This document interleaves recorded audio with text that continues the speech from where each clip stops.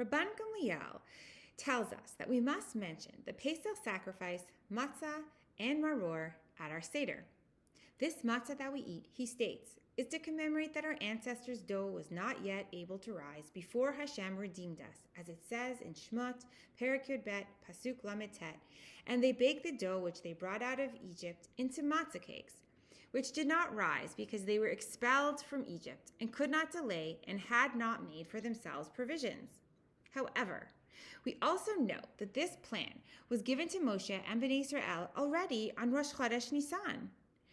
At the beginning of Shmot Perek Yud Bet, the entire plan was laid out for Yetziat Mitzrayim, including this commandment to eat matzah for 7 days from the 14th day of the month at evening until the 21st day of the first month of the year, which is Nisan, according to the Torah, as it states, Shivat Yamim Matzot Tochelu.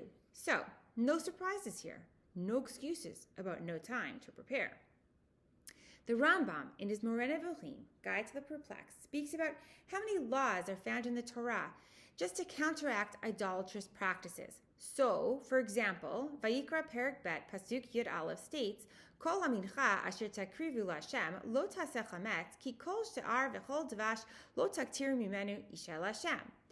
No meal offering that you offer to Hashem shall be made with leaven, or this is because no leaven or honey may be turned into smoke as an offering by fire to Hashem. This Isur counteracts Avodah Zarah, which did sacrifice using leavened bread and honey.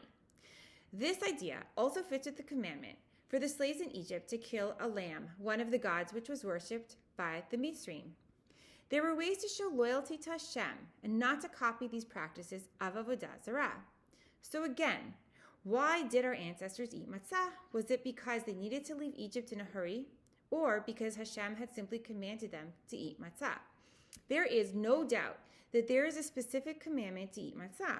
It is a special mitzvah in and of itself, such that even though we make hamotzi, as we do on Shabbat, on Pesach we do not dip the matzah in salt.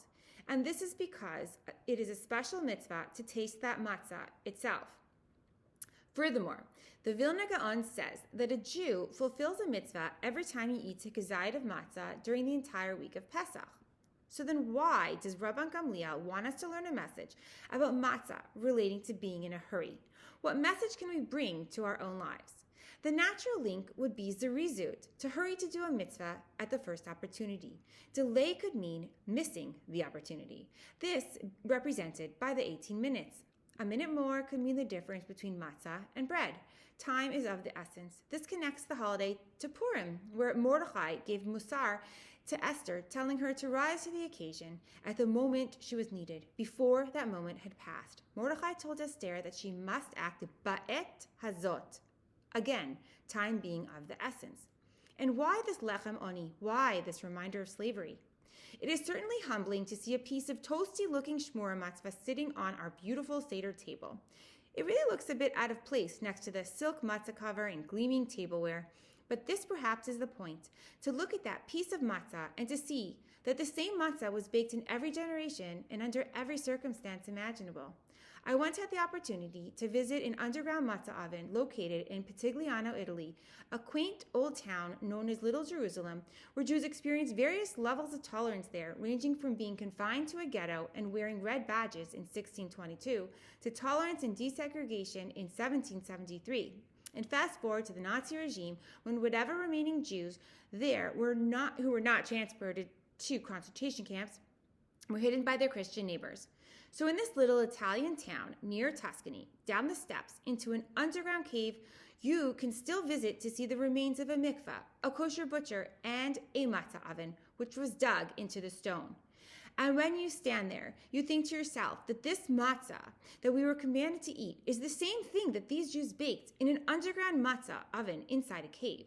Making the effort to bake matzahs even when in hiding is a statement of freedom.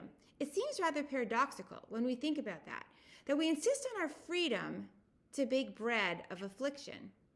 Of course, matzah is a symbol of scarcity of food, yet baking it reminds us of our history and how over and over the Jews came through difficult times. As we read in Tehillim, Perkuf Chavtet, Rabat Tsiraruni min Urai, Gam lo yachlu li. Since my youth, they have often assailed me, but they have never overcome me. Matzah, then, is the ultimate symbol for perspective. I personally do not find matzah an easy thing to eat. The idea of eating about 2/3 of a large square of matzah at the Seder or half a shmura matzah is just not something I personally really look forward to. If I'm being honest, it even reminds me of Yechezkel in the Megillah, in Perek Gimel, were it to be interpreted literally and not as a mashal, as interpreted by the Radak. Performative Judaism, acting it out. If we eat this, then it is as though we are putting ourselves in the shoes of the generation of the slaves who left Mitzrayim. However, perhaps it is not the experience of eating the matzah, but our perspective on what the matzah represents to us. As Shakespeare says, there is nothing either good or bad, but thinking makes it so. Matzah reminds us that how you react to what is placed before you is up to you. Do you see this set of facts on your plate as slavery or freedom? How will you react to what is on your plate? Every generation we are asked that question, and as you look at your piece of matzah this Seder night, I hope you find the attitude toward it that is most meaningful to you. Chag Sameach.